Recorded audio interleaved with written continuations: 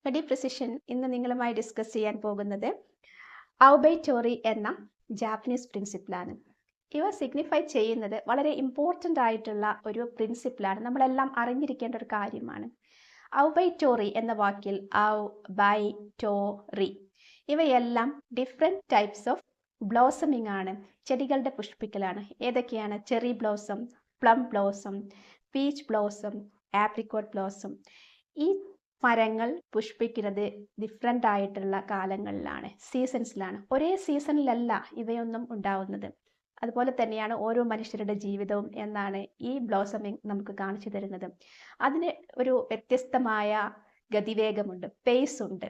അതുപോലെ തന്നെ അത് ഒരാളുടെ ജീവിതം പോലെയല്ല മറ്റൊരാളുടെ ജീവിതം, എൻറ്റയർലി ഡിഫറെൻ്റ് ആയിരിക്കും. അതുകൊണ്ട് ആളുകൾ തമ്മിൽ കമ്പയർ ചെയ്യരുത്, ആരെയും നമ്മൾ നിർബന്ധിക്കുകയും ചെയ്യരുത്.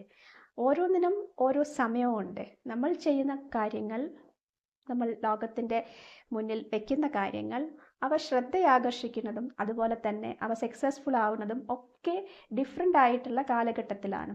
അതുപോലെ തന്നെ ഡിഫറെൻ്റ് ആയിട്ടുള്ള വ്യക്തികൾക്ക് ഡിഫറെൻ്റ് ആയിട്ടുള്ള പാതകളാണ്. ഇതൊക്കെയാണ് ഈ ചെറി ബ്ലോസം നമുക്ക് പറഞ്ഞു തരുന്നത്. ഈ ചെടികളെല്ലാം വ്യത്യസ്തമാണ്, ഒരേപോലെയല്ല ഈ ചെടികളുടെ എല്ലാം ബ്ലോസമിങ്. അപ്പോൾ വളരെ ചെറിയൊരു കാര്യമാണെങ്കിലും ഈ ജാപ്പനീസ് പ്രിൻസിപ്പിൾ നമുക്കെല്ലാം വളരെ വലിയൊരു കാര്യമാണ് പറഞ്ഞു തരുന്നത്.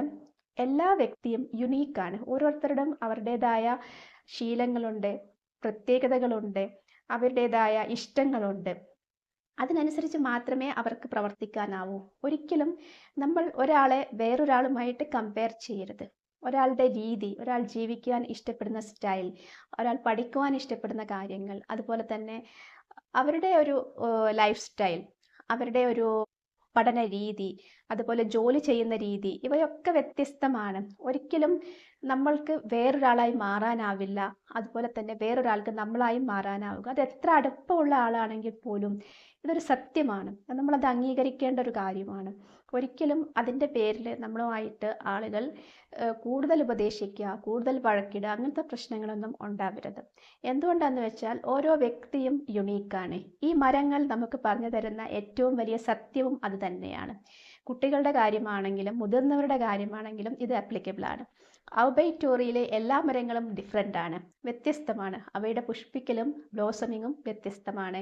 അവ നൽകുന്ന വർണ്ണങ്ങൾ വ്യത്യസ്തമാണ്, സുഗന്ധങ്ങൾ വ്യത്യസ്തമാണ്. അതുപോലെ തന്നെയാണ് മനുഷ്യജീവിതം. ഒരിക്കലും നമ്മുടെ ജീവിതം മറ്റൊരാളുമായിട്ട് കമ്പയർ ചെയ്യരുത്. അതുപോലെ മറ്റുള്ള ആളുകൾ അവരുടെ ജീവിതം വെച്ച് നമ്മളെയും കമ്പയർ ചെയ്യരുത്. ഇത് വളരെ ഇമ്പോർട്ടൻ്റ് ആണ്. ഔബൈറ്റോറി വളരെ രസകരമായിട്ട് ആ സത്യം നമുക്ക് പറഞ്ഞു തരുന്നുണ്ട്.